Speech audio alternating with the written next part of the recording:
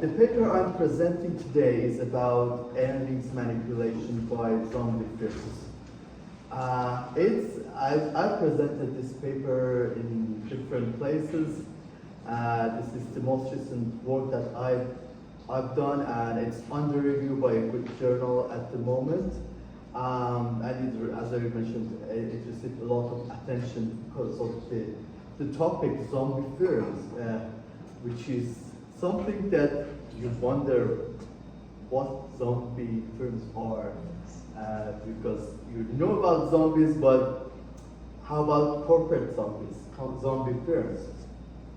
So, I first start with an introduction about zombie firms. Zombie firms are companies that are de facto bankrupt. Yeah, so they're in such a bad financial situation that are actually bankrupt, but just like zombies, you know, they're dead, but somehow they come out and get alive, and it's like zombies in the movies. They get out, they come up, and they just attack people, and like not people, other companies, they eat the flesh of other companies, just like zombies. You know, the zombies that you see in Hollywood movies. So that's the idea of why they're called zombies, yeah? Because they're dead, they're bankrupt, but with the help from banks and governments, and I will mention why they're doing this, they actually, so they get financial support, they come up, and then this support is at the cost of other successful companies. Yeah, so they're actually eating the resources that should have been allocated to other firms. Yeah, that's why the idea of zombie firms comes from this, that you know, these are dead, but they get money, they get financial support, and then this is like absorbing or eating the resources that should otherwise be allocated to better performing firms. Yeah, so the difference between a zombie firm and a distressed firm is that a distressed firm is like a person who is critically ill, but they're ill and they may or may not die. Yeah, no one is going to help them. But a zombie firm is different. Why? Because they're almost dead, but they get the support, financial support. They become alive, and then, yeah, as I mentioned. So, the first place that zombie firms were identified was Japan. So, in Japan, there were firms almost dead, and what happened was that they received some loans while they shouldn't have. Like, normal business for a bank is that they provide support to a business that is going to, you know, that is up and running, and they're, you know, they have good prospects. So the bank is, you know, is assured that they're going to get the money back from that company. While when banks, you know, give loans to zombie firms, it's a risky business. Yeah, the business is not in a good position. So basically, they shouldn't receive any loan, but they receive. And I didn't explain, as I mentioned, why banks they're doing it, and even this is supported by government as well. It's not just banks. Government also want to create actually zombie firms. So as I mentioned, it happened. It was identified in Japan first, and at the moment, the number of zombie firms is growing. So as you see, it was almost 4% in 1980s, but now in 2017, which is the last, the most recent time that I have, it has risen up to 15%, which is a lot. Yeah, it's growing as well. So zombie firms, they have low productivity.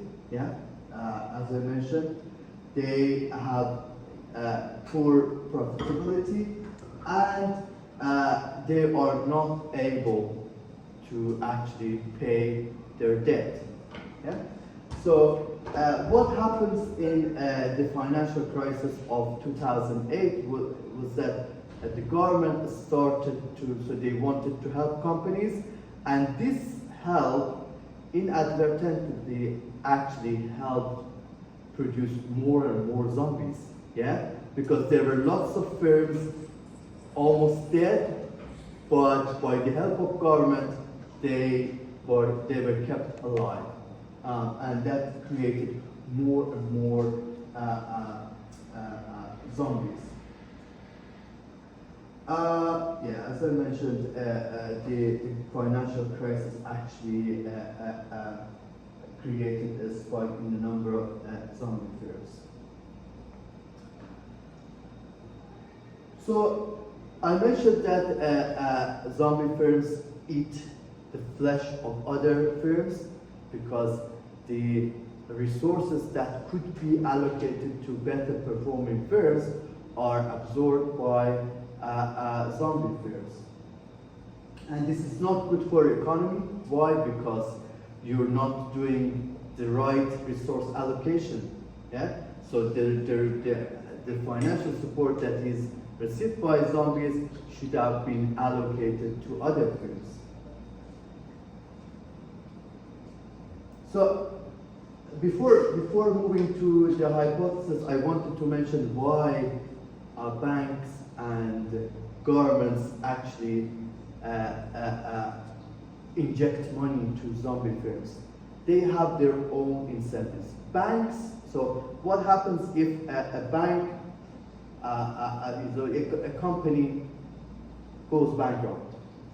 Then the entire loan that the bank has given to them needs to be recognized as a loss by the bank. Yeah, it's a big loss. Yeah, so the bank managers don't want that to happen. Yeah, so what they do is that they just to inject more money to that company in order to avoid recognizing that big loss.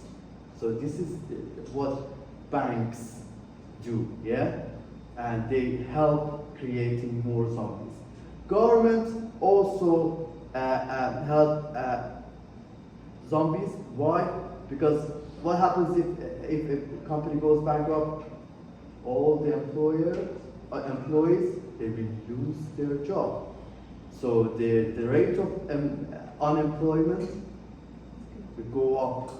This is not what governments want. Yeah.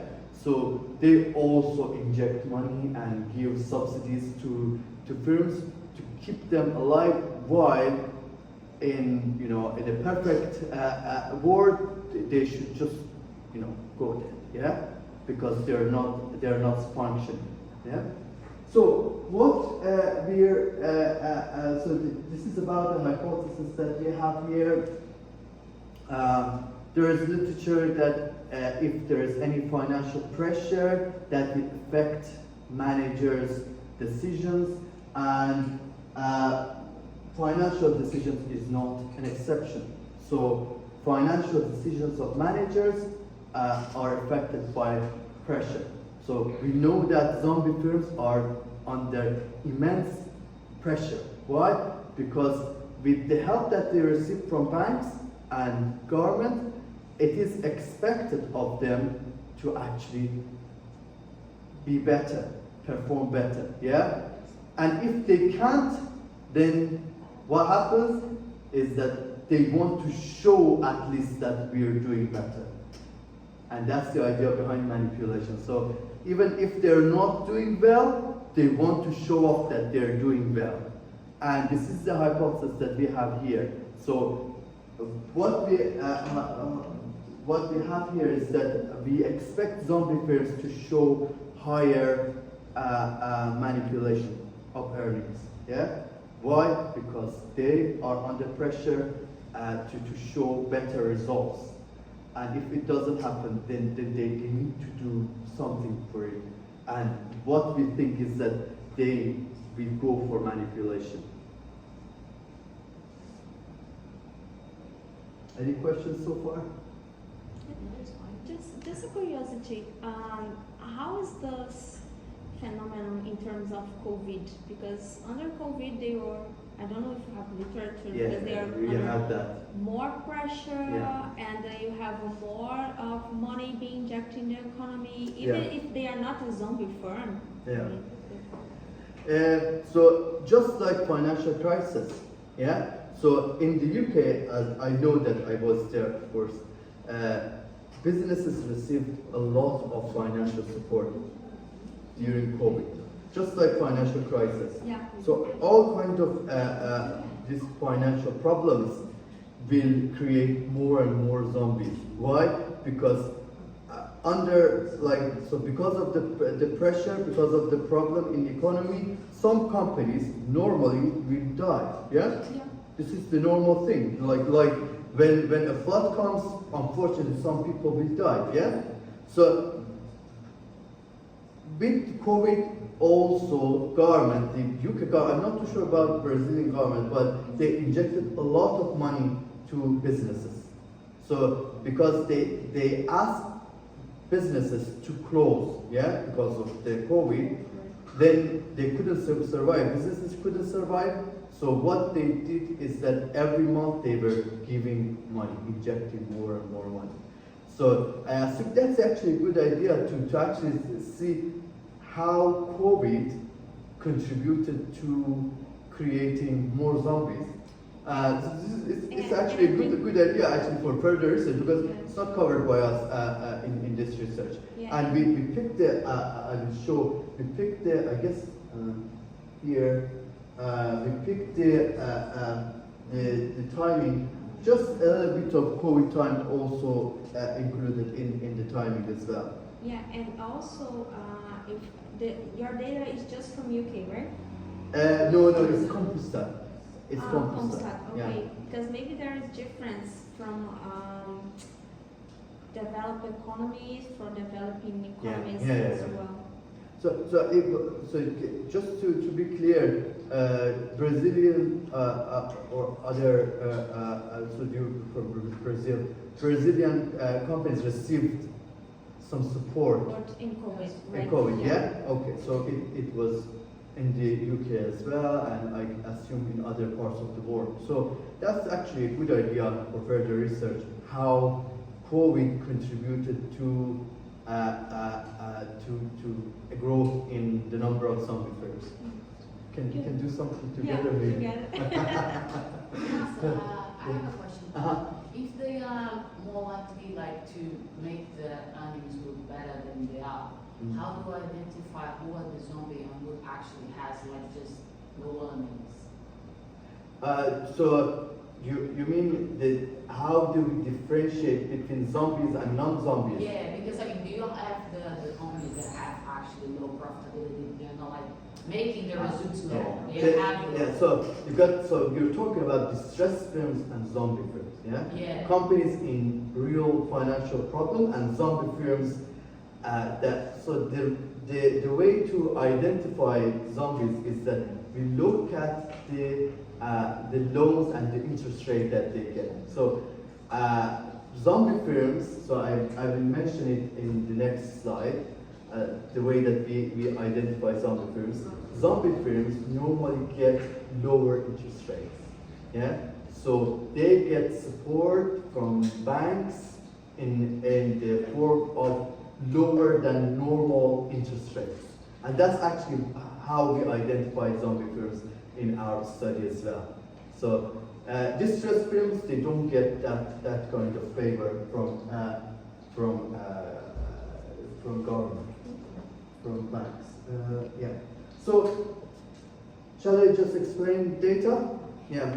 So as I mentioned, we collected data from Compustat from 1991 to 2021, and you see we started with around 250,000 observations. Then it's a normal thing in earnings management studies to exclude financial and regulated industries because their earnings management and financials is different from the rest of firms.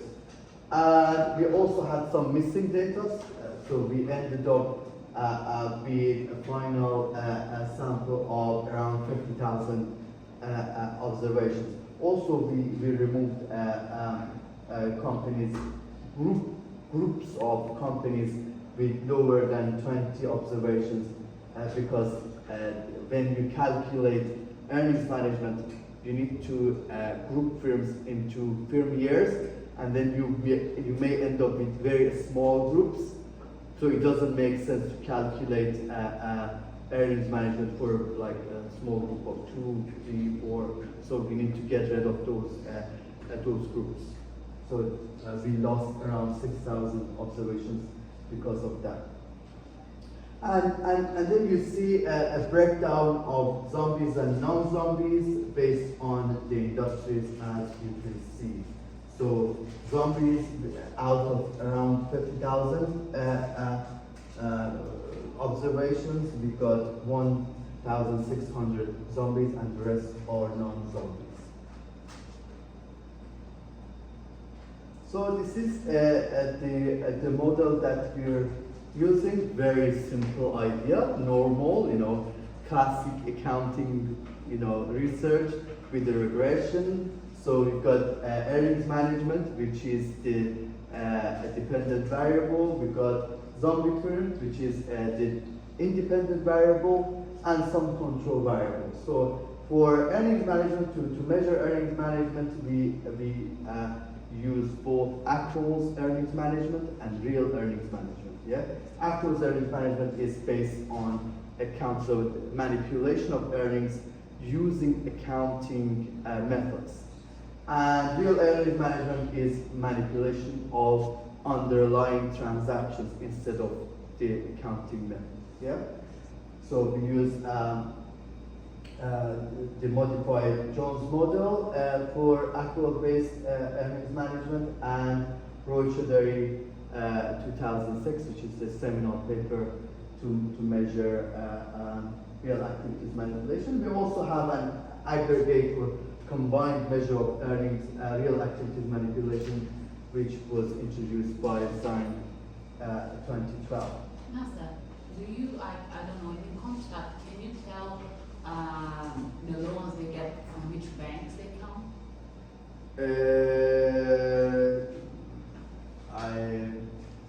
From which bank?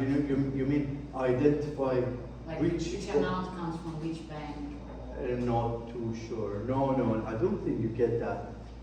I don't think you get that from Compustat. Yeah, you just look at the total debt and the interest they paid, and maybe calculate interest rate that way. But the details, the breakdown, I don't think it's available. Yeah. So the interesting part, how we identify zombie firms, as you actually asked. So we look at two conditions. The first one is to look at interest coverage ratio. If it's below the industry level, then the company, we consider the company as a zombie. And also if the company actually secures credit at very low rate, then these are, if these conditions are met, then we assume that the company is a zombie company. Yeah? Because in a normal world, there's no reason why a bank is going to offer a good deal to a company. Yeah. And then we got some control variables, controlling for performance, growth, and size of companies. We've got a lot of results. I guess the paper has been shared with you, so you've got a lot of tables, but I just picked the main results here for the sake of time, and you can study the rest of tables later on in your own time. So this is the main results of the paper. You've got the different measures of earnings management, including measures of real activities manipulation, abnormal cash flow from operations, abnormal production costs, and abnormal discretionary expenses. We also have the combined measure, which is REM, which is the aggregate measure of real activities manipulation, and we also have discretionary accruals, which is a measure of accrual-based earnings management. So, what we have here, as you can see, zombie firms show higher abnormal cash flow from operations.